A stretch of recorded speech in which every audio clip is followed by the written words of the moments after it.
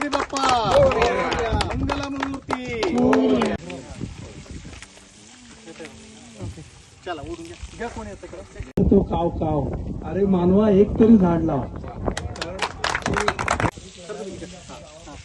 वेगळे प्लस 18 झाडं जे आहे ते वेगळे, म्हणजे आपल्या रेग्युलर पर्यावरण लागणार ते ट्री पण आपण आणलेली इथं. त्यापैकी कांचन हा एक, मागच्या वेळी मी काय शब्द दिले होते, आपण आपल्या परिसरात स्वच्छ आणि सुंदर चांगलं मेंटेन करून हा सध्या आता आपल्या ह्या ऑक्सिजन व्हॅली ह्या डोंजे मला इथे सगळ्यांना असं सांगावं वाटतं,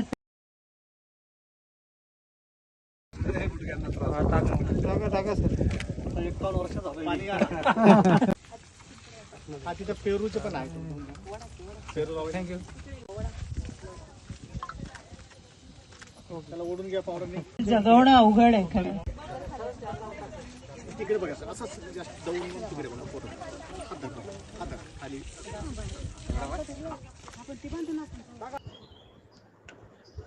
हवा, पाणी, अन्न आणि निवारा या सर्व मूलभूत गरजा आपल्याला पर्यावरणातूनच मिळतात.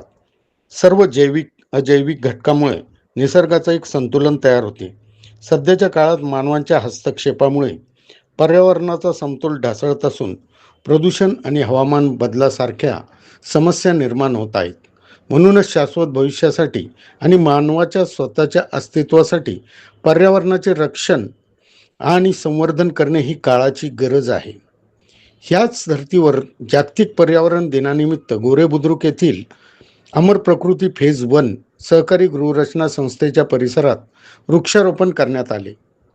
पर्यावरण संवर्धन, जैवविविधता संरक्षण आणि हरित परिसर निर्मितीचा संदेश देण्यासाठी विविध वृक्षांची लागवड करण्यात आली.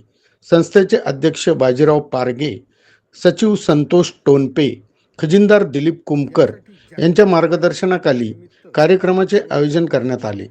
व्यवस्थापन समितीतील सदस्य, महिला, बालके व सभासदांनी उत्स्फूर्त सहभाग घेतला. राजेश्वरी नर्सरीचे राजीव हिरेमठ यांनी रोपाची व्यवस्था केली. सूत्रसंचालन डॉक्टर शालिनी टोनपे यांनी केले. vsabha.com, डोंजे, पुणे.